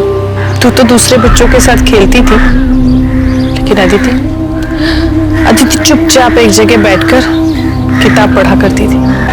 मैंने जो किया उसके लिए अब तक नाराज हो आप लोग से, या आप पापा से डरती हैं कि उन्हें पता चल गया तो बवाल मचा देंगे? सोनाली, ये सब इतना आसान नहीं है। हम जिस समाज में रहते हैं, बस इसी समाज की वजह से आज तुम्हारी दोनों बेटियां तुमसे अलग हैं, और पापा की रूढ़िवादी सोच की वजह से ना आज अपनी एक बेटी को हमेशा हमेशा के लिए खो चुकी हैं आप। घर में अगर कम से कम आप ही अदिति को समझने की कोशिश की होती ना, तो इस तरह घर से भागी नहीं होती। शायद उसके अकेलेपन का सहारा इसीलिए बन पाया क्योंकि हम लोग, उसका परिवार उसको समझ ही नहीं पाए, और इन्हीं सभी बंदिशों की वजह से उसने ये बगावत की थी। लेकिन इस बगावत का क्या फायदा? आखिर सजा तो उसे ही भुगतनी पड़ी ना। इसका मतलब अदिति की मौत उसकी बगावत की सजा थी? माँ, मुझे सच सच बता, क्या अदिति को मरवाने में पापा का हाथ था? मुझे नहीं पता सोनाली, और सच पूछो तो मैं जानना भी नहीं चाहती। इसका क्या मतलब है माँ? आप कुछ जानती हैं? अदिति की मौत के बारे में आप कुछ जानती हैं?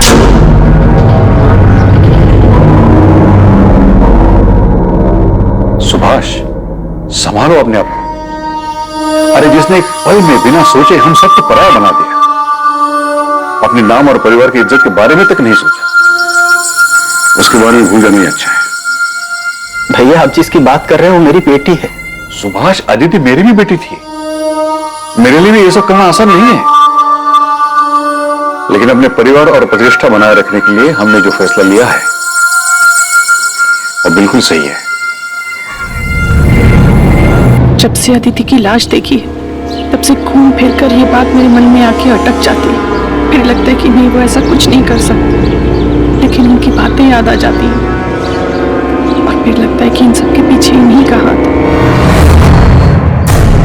हाँ, ये सोचे कि 3 साल पहले जब सोनाली घर से भाग गई तो मैंने कुछ लोगों को पैसे दिए, उन्हें सोनाली के पीछे भेजा था, लेकिन उसे मारने के लिए नहीं, बल्कि उसे वापस घर लाने के लिए। बाप हूं मैं उसका, कसाई नहीं हूं। इससे पहले कि वो भानु से शादी कर ले, मैं एक आखिरी कोशिश करना चाहता हूं। पहली बार सोनाली आपके हाथ से बच के निकल गई, आप कुछ नहीं कर पाए, लेकिन इस बार अदिति के वक्त आपको चांस नहीं लेना चाहते होंगे। वैसे भी अदिति आपकी सगी बेटी तो थी नहीं। जब अदिति और शाहिद आपके पास आशीर्वाद लेने आए होंगे तो आपका खून तो खोला ही होगा। मैं अदिति पर गुस्सा नहीं था, उसकी नादानी पर हैरान था।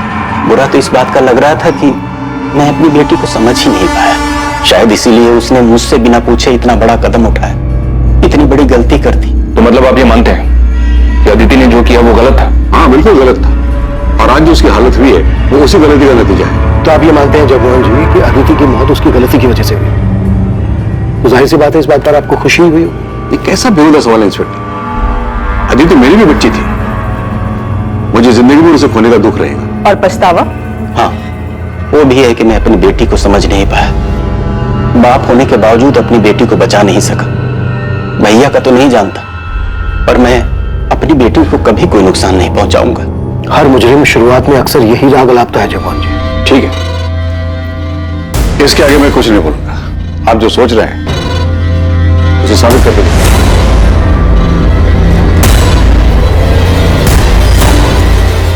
पॉसिबल है अदिति के ताऊ जगमोहन ने ही अदिति और शाहिद दोनों की सुपारी दी। बड़े लोग हैं सर, इतना तो पक्का है कि खुद के हाथ गंदे नहीं किए होंगे। जिसे सोनाली के वक्त गुंडे भेजे थे, शायद इस बार भी किसी को सुपारी दी हो। खबरी नेटवर्क को एक्टिव करते हैं। नोएडा और कानपुर, इन दोनों जगह के हिस्ट्री शीटर्स को स्कैन करने के लिए बोलते हैं। अगर इन दोनों में से किसी भी जगह से सुपारी निकली होगी तो पता चल जाएगा।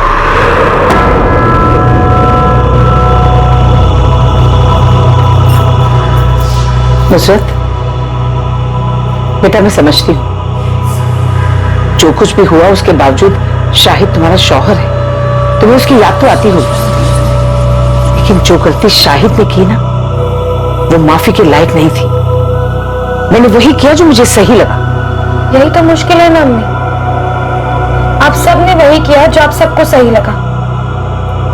आपको सही लगा तो आपने शाहिद की मर्जी के बगैर उनका निकाह हमसे करवा दिया। शाहिद को सही लगा तो उन्होंने मुझे बिना बताए अपना जीवन साथी चुना। आपको सही लगा तो आपने उनको घर से निकाल दिया। असलम को सही लगा तो उन्होंने, इन सब में मैंने तो अपना सब कुछ खो दिया ना। ना आज मेरे पास शौहर है, ना आज मेरे पास औलाद है। अरे मुझे तो ये तक भी नहीं पता कि शायद जिंदा है या नहीं। अम्मी, अगर आज तक आप सब कुछ सही करती आई तो मेरे साथ गलत कैसे हो गया? कुछ समझ में नहीं आ रहा है। इतने सारे सस्पेक्ट्स हैं पर किसी के खिलाफ भी कोई पुख्ता सबूत नहीं मिल रहा है। सर, अदिति के ताऊ जगमोहन रावत, पिता सुभाष रावत और प्रोफेसर विनीत अग्रवाल, इन सबके कॉल रिकॉर्ड स्कैन किए, सब क्लियर है सर। पर ये असलम के कॉल रिकॉर्ड में से गड़बड़ दिखाई दे रहा है। 10 और 11 सितंबर को इसका फोन स्विच ऑफ था। उसे अदिति और शाहिद के नोएडा जाने के बारे में खबर मिल गई होगी। उसने इन दोनों का पीछा किया होगा और मौका देखते ही मर्डर कर दिया होगा, और इस दौरान जानबूझकर अपना मोबाइल फोन बंद रखा होगा ताकि उसकी लोकेशन किसी को पता न चल पाए। तो शाहिद का दोस्त मनोज गोयल, जिसने शाहिद और अदिति को लास्ट टाइम देखा था, वो भी रायबरेली से है। तो शायद मनोज भी असलम को जानता हो, उसे आइडिया हो कि असलम नोएडा आया था या नहीं। बात करो मनोज। और मैं असलम को उठाता हूँ सर। पता नहीं क्यों मुझे ऐसा लग रहा है कि हम कोई लिंक मिस कर रहे हैं। कुछ तो है जो सही नहीं बैठ रहा है कि अदिति का कातिल खेल खेल रहा है हमारे साथ। है हिम्मत मुझ में पर उम्मीद थोड़ी कम, कर दे दो तुम साथ तो साथ उड़ जाएं हम। Very nice, it's actually very nice. एक काम करना, अपने इस असाइनमेंट का तुम इसी पोएम से करना। इनफैक्ट तुम ये पोएम पूरी क्लास के सामने सुनाओगे। नहीं सर, अब आपके सामने बोल लिया पर सबके सामने नहीं बोल पाऊंगी। अरे क्या हुआ, जैसे मेरे सामने बोला वैसे सबके सामने बोलना। डोंट गेट स्कैर्ड, मैं हूं ना। आपकी बात अलग है सर, आप शायद ऐसे इकलौते इंसान हैं जिसके सामने मैं ऐसे पोएम सुना पाई, क्योंकि मैं आपके साथ बहुत कंफर्टेबल फील करती हूँ।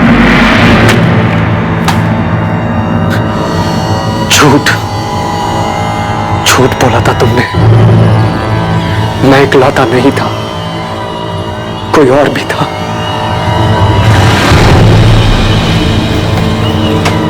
आ गया? जमानत मिली या जेल की दीवार फांद के आया? ताना मारने की जरूरत नहीं है, पता है मुझे। पुलिस को आप ही ने चुगली की होगी। आपको लगता है अदिति और शाहिद को मैंने मारा? मुझे किसी को चुगली करने की जरूरत नहीं बच्चे, लेकिन हाँ, अगर मुझे पता चला कि तूने मेरे शाहिद के साथ कुछ किया है तो मैं पुलिस के पास जरूर जाऊंगी, लेकिन तुझे मारने के बाद। हाँ मैडम, शाहिद के साले का नाम असलम है, पर मुझे ये नहीं पता कि असलम शाहिद से गुस्सा था या नहीं। मैं उससे कभी नहीं मिला। और कुछ पता है असलम के बारे में कि 10 और 11 तारीख को वो नोएडा में था या नहीं था? पता नहीं मैडम, पर असलम ने कुछ किया क्या? शाहिद के बारे में कुछ पता चला कि वो कहाँ है? मैम वो मिल तो जाएगा ना? मैम कभी कभी लगता है कि अदिति की तरह कहीं वो भी। मनोज अभी इस बारे में कुछ पता नहीं चल पाया है, लेकिन अगर तुम्हें कुछ पता चलता है या कुछ याद आता है तो हमें फौरन बता। जी मैम।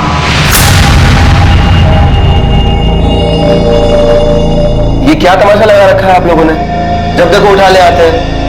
सब समझता हूं मैं, आप लोग को कोई मिल नहीं रहा है इसलिए बार बार मुझे बलि का बकरा बना रहे हैं। गरीब आदमी इसलिए मेरा फायदा उठा। देख असलम, ये नौटंकी ना नेताओं के लिए छोड़ते। इस बार पुलिस का डंडा चालू हुआ ना तो फिर रुकना मुश्किल है, सोच ले। कॉल रिकॉर्ड्स के हिसाब से 10 और 11 सितंबर को तेरा फोन बंद था। फोन क्यों बंद था तेरा? कहा था 2 दिन या नोएडा शाहिद के पीछे आया था ना तू? नहीं सर, दोनों दिन मैं अपने घर पर ही था। मेरा फोन खराब हो गया था इसलिए बंद था, और मैं बीमार था इसलिए फोन ठीक करवाने बाहर नहीं जा पाया। इन 2 दिन में तेरे साथ था कोई? ये तो इस बात को कंफर्म कर सके? ये इत्तेफाक नहीं हो सकता असलम कि जिस रात अदिति का मर्डर हुआ उस रात तेरा फोन भी खराब था। बल्कि सच ये है कि फोन तूने जानबूझ के बंद रखा था ताकि ये पता न चल सके कि तुझे नोएडा नहीं था। बच गया तू असलम। बेहतर तेरे लिए यही है जो भी सच है वो गलत है, नहीं तो ऐसा बीमार करेंगे कि जिंदगी में कभी ठीक नहीं हो पाएगा। सोच ले। असलम को बुरी तरह से तोड़ा, लेकिन अभी वो वही रट लगाया हुआ है कि 10 और 11 सितंबर को रायबरेली में ही था।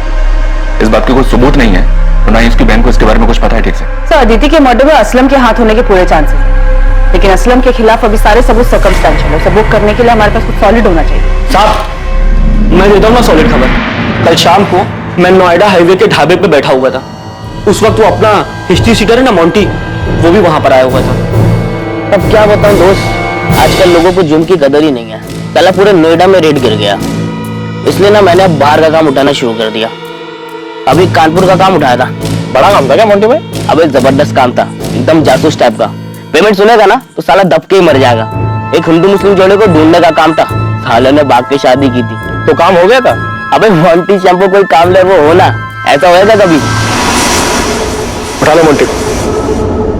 अब ये मोंटी बताएगा कि इसने कैसे किया और किसके कहने पर किया। चल बोल, वो हिंदू मुस्लिम जोड़ा कौन है और उनका पता लगाने के लिए तुझे कैसे मिला था? बोल। बाल नहीं साहब, सब बाल छोड़ दो साहब, प्लीज बाल छोड़ दो। आजकल फैशन में है ना, बिना बाल वाले हीरो की फिल्म ज्यादा हिट हो गई। चल बेटा तुझे डायरेक्ट हीरो बनाते हैं। यादव जरा कैंची तो लेकर। सब बाल नहीं साहब, तब बताता हूँ मैं बताता हूँ। तब लड़की का नाम अदिति रावत और लड़के का नाम शाहिद बेग था। उनको ढूंढने का काम मिला था साहब। मैंने यूपी, दिल्ली, नोएडा हर जगह अपने लड़के घुमाए, लेकिन साहब उनका कुछ नहीं पता चल पाया साहब। अबे ओए, नौटंकी बंद कर, समझा? अभी सच सच बोल, शाहिद की लाश कहाँ है और उनके लिए सुपारी किसने दी? जगमोहन रावत ने या असलम ने?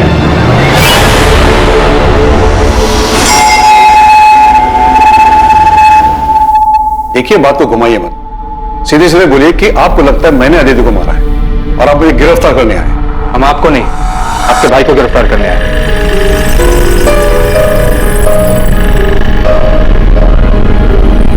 सुभाष को क्या किया इसने? वो तो यही बेहतर बता पाएंगे। मोंटी को नोएडा पुलिस ने गिरफ्तार कर लिया है, उसमें तुम्हारा नाम लिखा। साहब 10 सितंबर को सुभाष रावत ने मुझे फोन किया था साहब। डन साहब काम हो जाएगा, दोनों को ढूंढ लूंगा मैं। मेरे आदमी हर जगह काम होती मैं आपको बता दूंगा। उसके आगे क्या करना है साहब आप ये बताइए मुझे।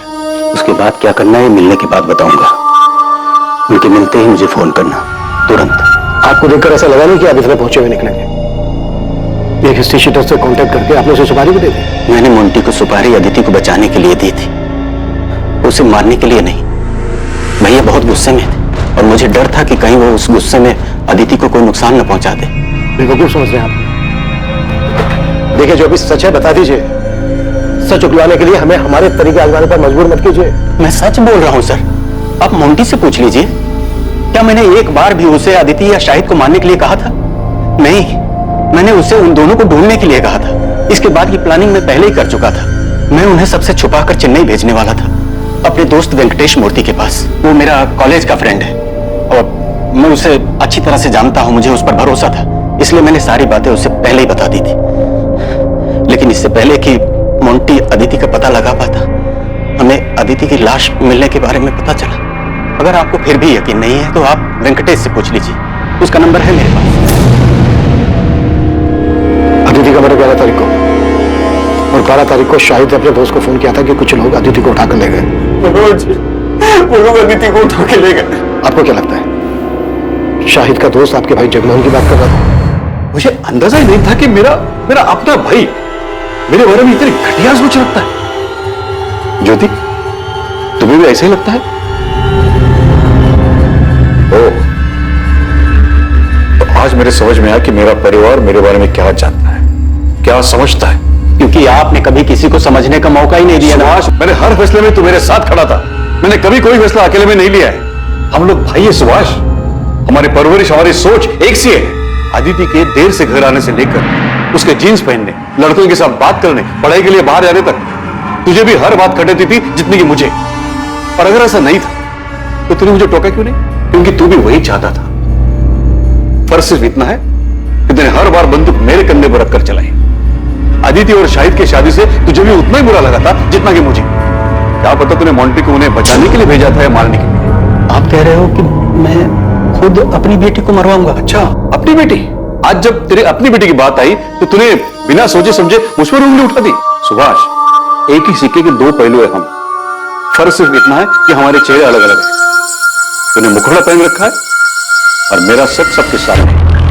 जब शक दिलों में घर कर जाता है तो रिश्तों में भी दरारें पड़ने लगती हैं। और यहां भी ऐसा ही हो रहा था। सभी एक दूसरे पर शक कर रहे थे, आरोप लगा रहे थे, लेकिन दावे के साथ किसी के पास भी कहने के लिए कुछ नहीं। आखिरकार पुलिस को एक ठोस सुराग मिलने वाला था। कातिल के चेहरे पर से मुखौटा उतरने वाला था।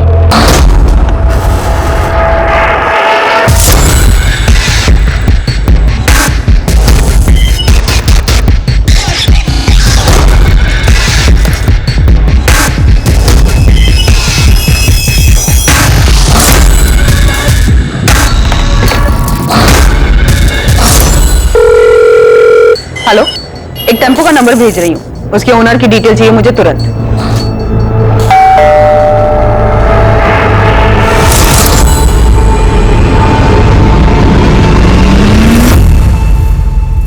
मैं जानता हूं तुम्हारी मां तुमसे छुप कर मिलती है।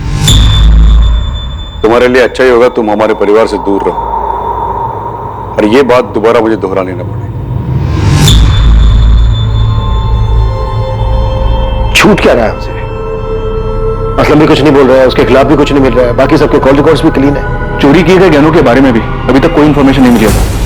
तकरीबन 15 लाख के थे। पक्का कातिल के पास ही होंगे, क्योंकि अगर उसने गहने बेचने की कोशिश की होती तो नोएडा, कानपुर या रायबरेली के किसी ज्वेलरी शॉप से ऐसी कोई खबर सामने आ ही जाती। 12 सितंबर की सुबह 2:54 पे ये टेम्पो चिवारी गांव की तरफ मुड़ा था। उस रात भर में ये अकेला व्हीकल है जो 1 बजे के बाद उस रास्ते से गुजरा था। तो मुझे पूरा यकीन है अदिति को इसी टेम्पो में ले जाया गया होगा। और सबसे बड़ी बात, इस टेम्पो के ड्राइवर ने बताया कि उसके मालिक ने अचानक से उस रात फोन करके ये टेम्पो मंगवाया था। इसका मालिक का नाम?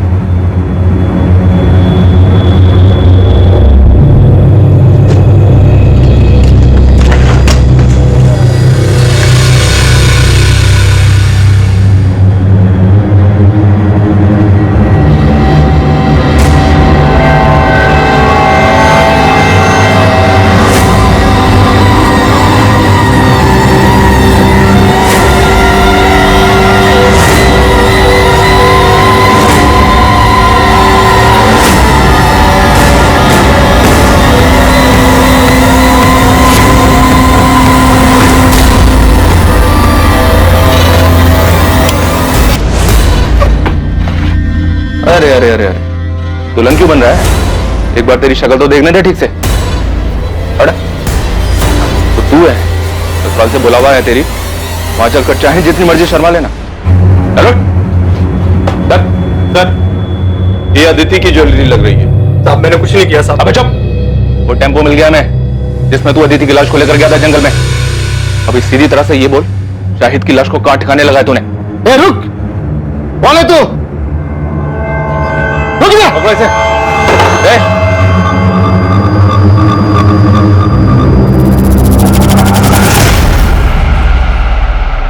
शाहिद देख, ये जब से आया तब से इसने मुझे एक बार भी गहने छूने तक नहीं दिए। आज जब ये खाना लेने बाहर गया तो मैंने सोचा 2-4 गहने निकाल ले। मेरे साथ गद्दारी कर रहा था। इतना गिरा हुआ इंसान है। बंद करिए नौटंकी। तो ये कैसी प्रेम कहानी है जिसमें लैला मर गई और मजनू अभी तक जिंदा है? और उसके गहने दबाकर बैठा है। ऐसा मत कहिए सब, सच्चा प्यार कर रहे थे हम दोनों, निकाह भी किया था हमने, सबकी सहमति से नया घर बसाना चाहते थे, लेकिन ऐसा हुआ नहीं तो तुम अदिति को लेकर यहाँ नोएडा मनोज के घर ले आए। और सर हम इसके दिए हुए घर में खुश थे।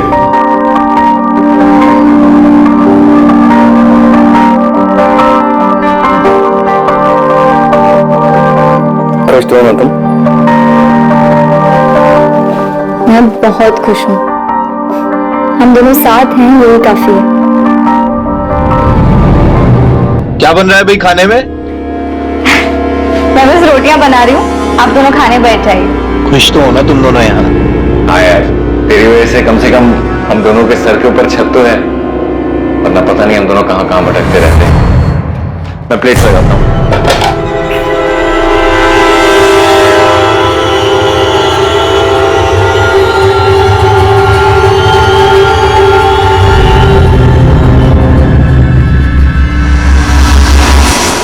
शाहिद ने मुझे कई महीने पहले अदिति की फोटो भेजी थी, मुझे वो तभी से अच्छी लगने लगी थी, और जब मैंने अदिति को सामने से देखा तो मेरा दिमाग घूम गया। मुझे हर जगह हर वक्त वही दिखाई देती थी। बस एक बार उसे पूरी तरह से पाना चाहता था। उसे सामने से देखकर बहुत बेचैन हो गया था मैं।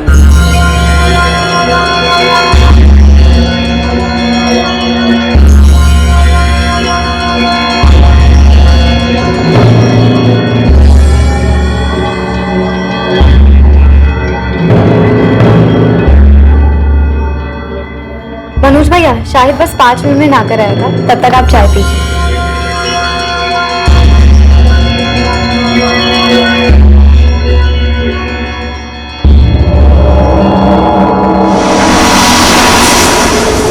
अब इस कमीने के मन में क्या चल रहा था मुझे जरा भी अंदाजा नहीं था। फिर आगे मैं अदिति से अकेले में मिलना चाहता था, उसे एक बार छूना चाहता था, इसीलिए मैंने एक नौकरी के इंटरव्यू के बहाने इसे घर से दूर भेज दिया और खुद अदिति के पास चला गया।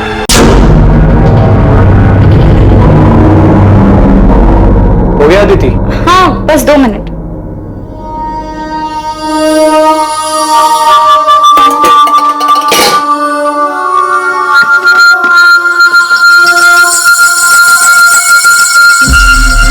भैया आप वहां जाकर बैठिए ना, मैं चाय लाती हूँ।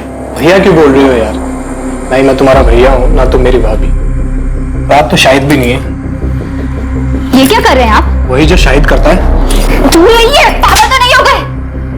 देखिए, आप मुझसे दूर रहिए वरना ठीक नहीं होगा। शादीशुदा शाहिद में ऐसा क्या है जो मुझ में नहीं है? शाम तब तक भी मुझे नहीं मालूम था कि इसके दिमाग में क्या चल रहा है, लेकिन उस दिन जब मैं घर वापस आया तब मुझे पता चला कि कितना बड़ा कमीना है ये।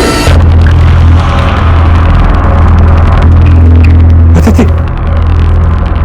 अदिति, अदिति! ये क्या किया तुमने? शाहिद शांत हो जा भाई, एक गलती हो गई यार, बहक गया था। बहक गया था? चल मेरी बीवी थी वो, प्यार करता था मैं उससे। बोला यार गलती हो गई। दिमाग शांत रख और मेरी बात ध्यान से देख। रोग आकर अगर तूने ये ड्रामा किया ना तो देख हम दोनों फंसे, और मैं बोल दूंगा कि इस कत्ल में तू भी शामिल है, और अदिति के घर वाले तुरंत मान जाएंगे।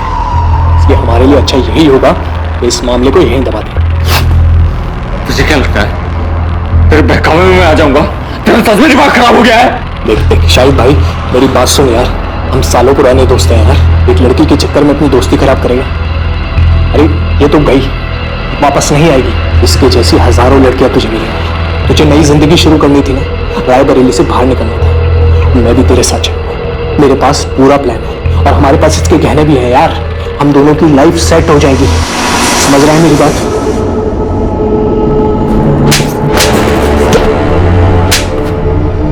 जिस लड़की ने तेरे लिए अपना घर छोड़ा, परिवार छोड़ा, ऐशो आराम छोड़ा, कुछ नहीं देखा तेरे सामने, उस लड़की की मौत से तू 5 मिनट में उम्र ये प्यार था तेरा अदिति के लिए? क्या करता साहब, आप ही बताइए। अदिति तो मर गई थी, वापस नहीं आने वाली। इसलिए मनोज जैसा कहता रहा मैं वो करता रहा।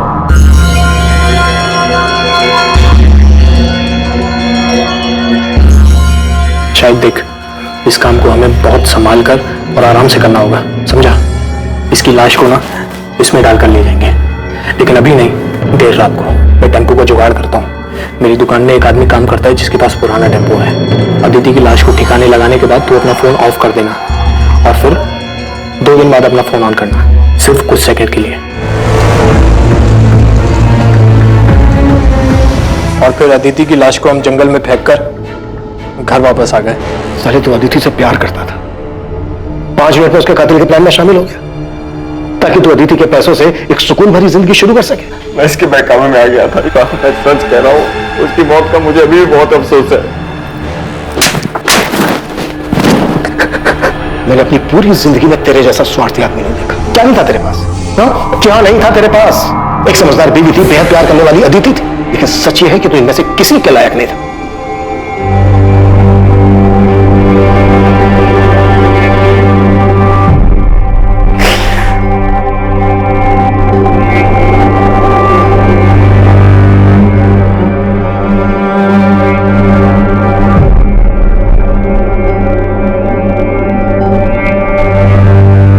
तमन्ना उड़ जाऊं नीले गगन में, पर कैसे उड़ूं, बंदिशें हैं इन परों में। है कांटों की दीवार रोके मुझे, ये प्रतिष्ठा की परछाई टोके मुझे। है अरमा छू लूं सितारों को, तोड़ दूं इन बंदिशों इन दीवारों को। है हिम्मत मुझ में पर उम्मीद थोड़ी कम है, कर दे दो तुम साथ तो साथ उड़ जाएं। झूठ का पर्दाफाश अक्सर इंसानी मंसूबों का भद्दा चेहरा सामने ले आता है। मुखौटा उतरते ही सच्चाई अपने आप सामने आ जाती है और इंसान की स्वार्थी, घिनौनी और लालची मंशाओं पर रोशनी पड़ जाती है। लेकिन इससे ज्यादा खौफनाक हकीकत इंसान के अंदर छुपा हुआ अंधकार है, जिससे वो खुद भी वाकिफ नहीं होता और जिसका आभास उसे जिंदगी की मुसीबतों के साथ जूझते हुए ही होता है। शायद भी अपने भीतर छुपे अपने इस खतरनाक रूप को शायद नहीं पहचानता था। उसने स्वार्थी होकर सिर्फ अपने बारे में सोचा, लेकिन मुसीबत के वक्त उसकी स्वार्थी फितरत की वजह से उसका मुखौटा उतर गया और उसके पीछे छुपा असल, घिनौना और भयानक चेहरा सामने आ गया। अब मैं अनूप सोनी आपसे विदा लेता हूं, फिर मुलाकात होगी एक और नए केस के साथ। देखते रहें क्राइम पेट्रोल सतर्क, सोमवार से शुक्रवार रात 10:30 बजे। और याद रखें, क्राइम और आपके बीच में सिर्फ इतना फर्क है कि आप कितने सतर्क हैं। सतर्क रहें, सुरक्षित रहें। जय हिंद। इस तरह के और भी एपिसोड देखने के लिए हमारे चैनल को सब्सक्राइब करें और बेल आइकन दबाना ना भूलें।